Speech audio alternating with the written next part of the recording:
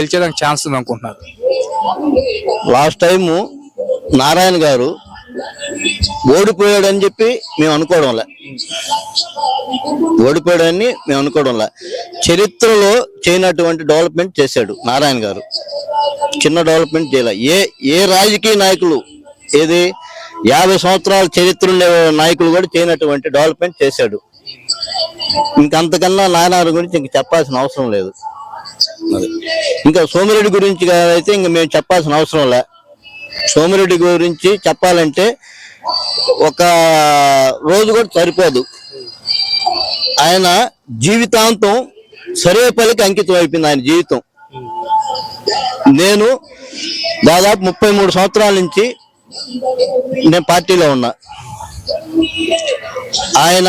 ఆయనతో కూడా మేము నడుచున్నాం. ఏ రోజు కూడా ఆయన వేరే